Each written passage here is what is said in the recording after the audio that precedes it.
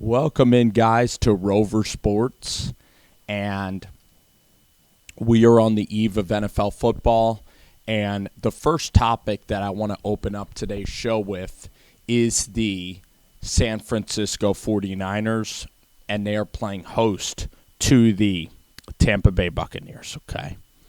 So, first I'm going to address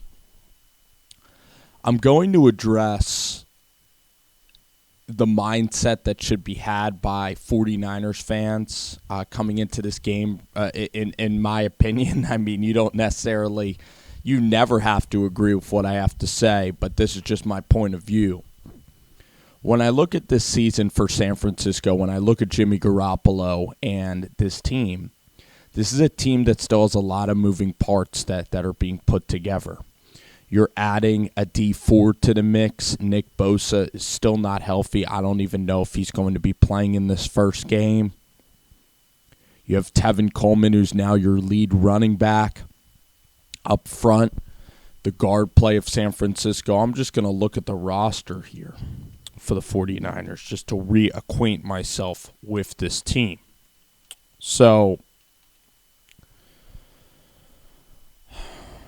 when I look at the 49ers, you still have Richburg, Tomlinson, and Person. So really no adjustments have been made with that part of the roster. On the back end, you still have Tart, Jimmy Ward. Now, Tavarius Moore played well in the preseason. I'm excited about him, but he's a prospect. And you still have Witherspoon and Richard Sherman and Quan Williams as a nickelback. So the back end is not improved. The way that Robert Saleh is going to succeed is he's going to have Sherman be elite. You're going to have Tart stay healthy and be very good. But the front seven, I think, of the 49ers is a reason why they can compete for a championship this year. D Ford, Bosa, DeForest Buckner in the middle of the field.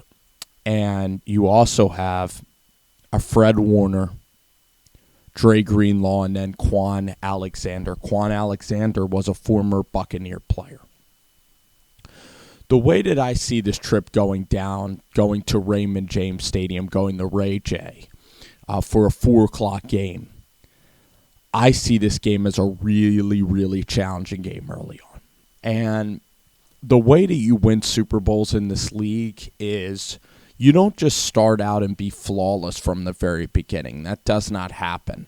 There's a lot of games throughout the season where you scrape by and win ugly. The league is about winning games in an ugly, ugly fashion. And then there's games that are important where you have home games versus really good opponents like Week 3 versus Pittsburgh, where you can flex your muscles and really show how much progress you've made and you can hit your stride. But you're not going to hit your stride in Week 1. Jimmy Garoppolo tore his ACL. You have new personnel. The middle of your offensive line with Richburg, with these guys, Tomlinson and Garnett, I believe, or Mike Person. I don't think that that's an elite interior of the offensive line. So I am worried about the offense in this game.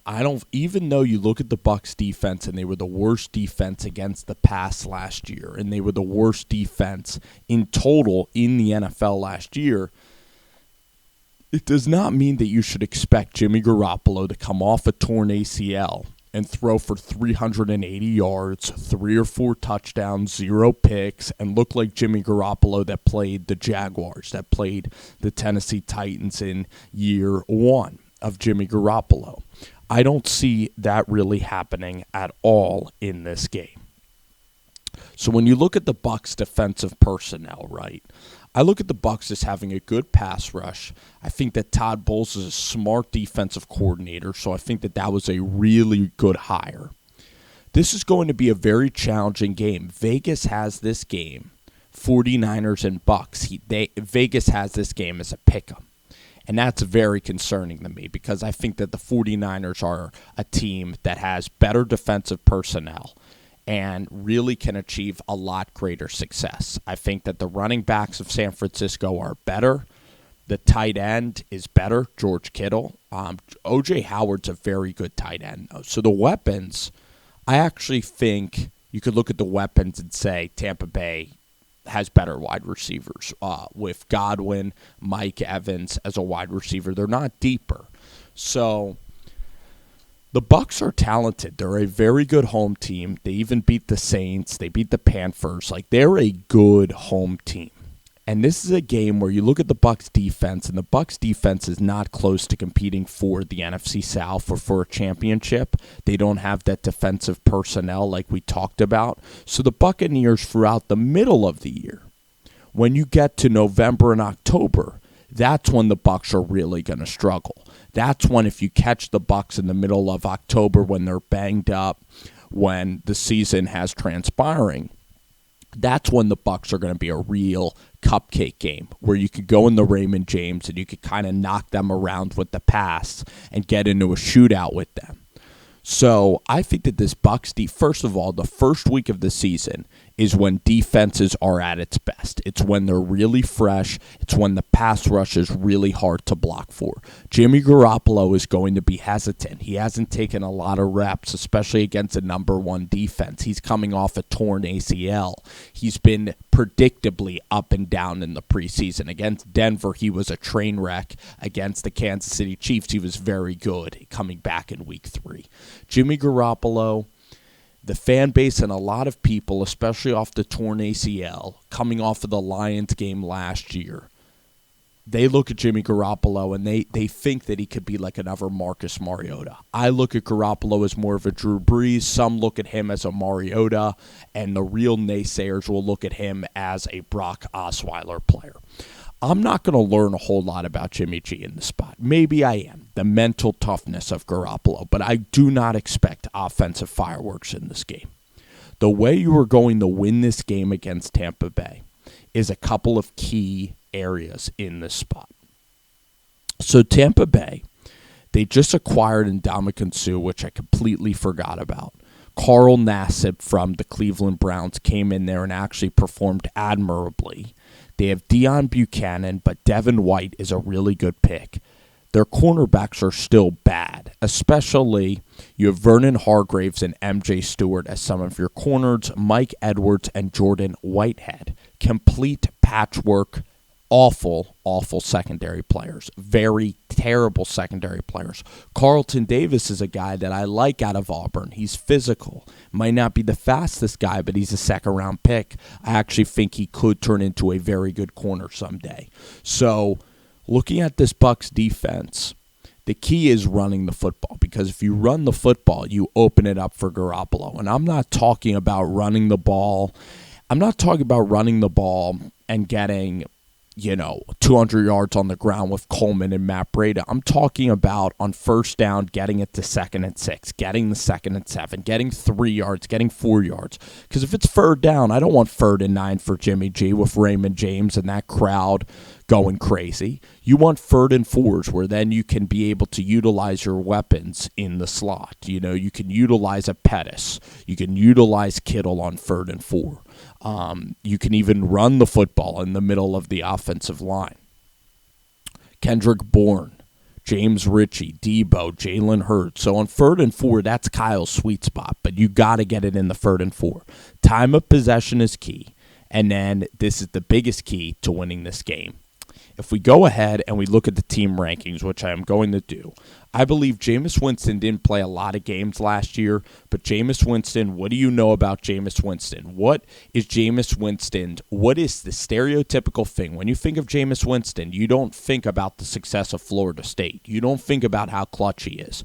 You think about failure. You think about interceptions. The Buccaneers last year were the worst team in plus-minus differential in the NFL. They had the worst turnover margin. That is how you win this game to start off the year. Special teams and turnover margin. I don't expect it to be pretty. I don't expect even the 49ers to put up more than maybe 28 points. It is going to be a shaky game to start off the season. You're going to have to scratch and claw to beat this team because even if you're winning or if you're losing, the one thing I'll say about Winston is he is capable of turning it over, but kind of like really good Hall of Fame quarterbacks. I'm not saying Winston's going to be a Hall of Fame quarterback at all, but Jameis Winston is capable of making every throw. Very talented. I think he could be a good quarterback in the NFL, especially with the tutelage and the confidence of Bruce Arians. One thing he does not have is mobility. So if you get to him, you will create sack fumbles, absolutely. If D Ford is able to have an impact, if DeForest can get in the middle of that offensive line, that is how you beat Jameis Winston. You could strip sack him, and you could force Jameis Winston to throw impulsive turnovers. You know when else turnovers happen? When you stuff the run, which you're very capable, which you should do. Peyton Barber and their running game with Ronald Jones and their offensive line is terrible. What you should do is back them up in the third and long, pin your ears back, get after Winston, force him then to make mistakes. And the way you do that is you get up early in the game. So having a lead is obviously key for getting turnovers. Let me talk about the turnovers, okay, last year. Let me talk about the turnovers. So the passing offense, let me talk about interceptions. Let me think about interceptions. I am going to find interceptions. Okay. So, in 2018, this is just 2018, Jameis Winston had, I believe, 14 interceptions last year in 2018. But Jameis Winston over his career, let me tell you guys how many interceptions he's had to hammer this point home, and then we'll move on in the video to talking about this game more thoroughly. So Jameis Winston, look at his stats over his career. His touchdown to interception ratio is awful. Jameis Winston, in 2016, 18 picks, 11 picks, last year 14, and he only played in 11 games and started 9. That is one of the worst percentages in the NFL. Once again, the Buccaneers are not good at taking it away, and the Buccaneers are very willing to give it to you. Now, the reason I'm really scared about this game is because Jameis Winston has Mike Evans, he has O.J. Howard, Cameron Brate, and Godwin. Godwin can have an absolutely huge year. Bruce Arians will take shots. If you're up on the Bucs, they're always going to come back. The thing I'm worried about is Jimmy Garoppolo. I'm worried about the offense. I'm worried about running the ball. I see this Bucs defensive line stifling the San Francisco 49ers running game. I really do. I see the 49ers with an inability to run the football, and that's going to put Jimmy G in long third down situations with that crowd going crazy. I think the Buccaneers hold the lead for most of the game, and I'm worried about this game. I do like the 49ers. I don't have the balls to pick them. I don't have confidence in this team. It's a complete toss-up. This is not a game I would bet on at all. I could see the Bucs easily. I could see the Bucs not easily. I could see the Bucs winning this game outright. I really can. I could see the 49ers scraping by the Bucs. It's going to be, that's why it's a pick-em. It's a very difficult game to assess because the Buccaneers defense is going to be very good for the first game. I think it's going to be good. I think the pass rush, they're going to be fresh. I think running the ball is going to be a challenge. And for Jimmy G, he's not really the most prolific downfield thrower of the ball. So, unfortunately, I see the 49ers being down a lot in the game. I see it being low scoring. I am going to take the Bucs winning 27-21. I believe that Jameis Winston has enough in the tank for O.J. Howard, for this team to I think that the Buccaneers in this game will hit some plays on the 49ers secondary. I see Mike Evans having a huge game, O.J. Howard having a game, Jameis Winston playing well enough. It's going to be really sloppy. I don't see Garoppolo playing all that well. I see him being really rusty.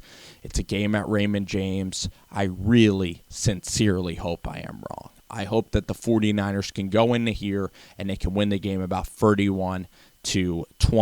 Or the 49ers can win 24-14 and get Jameis Winston turning it over. The key, if you get Jameis Winston to turn the ball over, you win. If you can run the ball even a little bit, that is the key. It's everything but Jimmy Garoppolo. It's everything around Jimmy Garoppolo. This game is so important for the 49ers because every good team starts off the season and they win ugly. So the 49ers go to Cincy next week.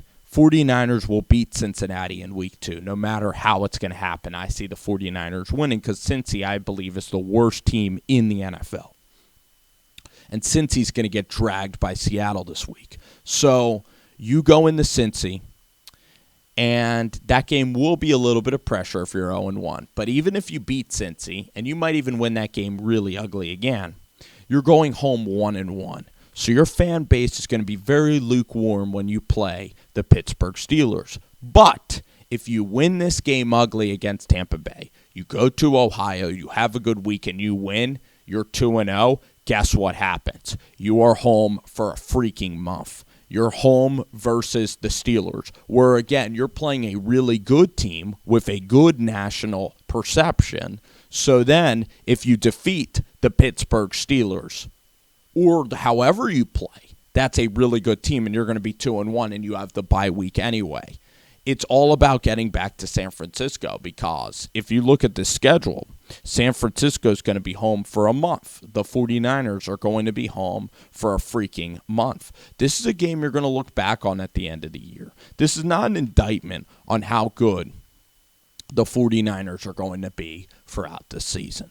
This has really nothing to do with the 49ers.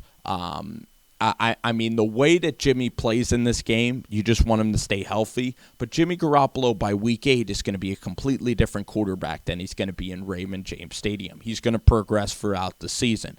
I actually look at Garoppolo, and against Detroit, against all these teams, I think he was thinking too much. I think that the playbook with Kyle Shanahan, he was overthinking it in a lot of spots. I liked when Jimmy Garoppolo was playing with instinct. I liked when the playbook was actually dumbed down for Jimmy G. And really, expectations are very good, I think, with the 49ers. It's a quiet kind of confidence, if you have any confidence. A lot of people are down. Even 49ers fans are down on Garoppolo. It's totally a wait-and-see team, which is exactly how you should. That's where really special things happen. You don't want to be too overconfident like a Cleveland Browns fan. And this is a game you're going to look back on at the end of the year. And if the 49ers are 8-8 or 12-4, this is one of the games that you have to skate by however possible. Even if the 49ers win 6-0, or even if their defense is horrible and you win maybe 37-34, you can get better from this spot. And you can improve. I want to see the defense play well. I'm really curious to see the back end against Jameis Winston and this team. We're going to learn about the mental. We're really going to learn about the attitude of this team because they're going to face some adversity. The Buccaneers are not a slouch, especially early in the year. Jameis Winston, O.J. Howard, Mike Evans, and again, Todd Bowles directing this defense. I have the Buccaneers winning, and I think that there's going to be a lot of adversity throughout this game. I am not going to just come on here and just be one of those guys that completely kisses ass to a team that he's covering like the 49ers. I'm going to go ahead and tell you my exact and honest opinions on the state of affairs and the team. Even though I like Garoppolo and I really love the Niner Empire, this is a game that I am very worried about. And this is a game that at the end of the year you're going to look back on. And if the 49ers miss the playoffs, you're going to say, we needed to win this game in any possible way. Even if you win in a shootout, if you win ugly, it is a game that you're not really looking at the quality. It's a playoff game. You just have to win, survive, and advance. Because then you can go to Cincy, can feel yourself, can get a tiny bit confident, and then you head back for week 3 feeling great. Levi is absolutely going to be juiced, and you play a primetime game versus the Pittsburgh Steelers, a marquee matchup. Then you play the very hyped Cleveland Browns, and at that point, you are then beginning your season on a high note no matter what. So you got to get revved up. That's the key. It's like a cannon, you know. You got to load it. You got to load that cannon before it explodes into something special. And I'm not advocating for cannon use, but the bottom line is with the Eagles and the Carolina Panthers. The Panthers in 2015, they were a team that had zero expectations. They went out, they had a very easy schedule, and their defense started humming, and Cam Newton protected the ball, and they revved up, and they loaded the cannon. They loaded their ammunition. You look at the Eagles in 2017, the year the Eagles were the best team in the NFL and won the Super Bowl. That is the year where they beat the Giants 27-24, where the defense led up in the second half to Ben McAdoo and let the Giants come back, but they survived. Jake Elliott hit that huge field goal, the morale, the 61-yard field goal. They then went to the LA Chargers. They won 26-24 against the Chargers, and their running game in the fourth quarter, they executed an 8-minute drive, and then the Eagles suddenly were 4-1. Then they played cupcakes. Then they flexed their muscles. You look up, they're 8-1. Holy shit. How were they 8-1? Because they survived early in the season. It's all about surviving early in the season. It will be ugly. There will be adversity. I don't believe the 49ers can go to Florida and win. Let's see if they can prove me wrong. Let's go. Let's load the bus. Niner Empire. Let's see what the 49ers can do.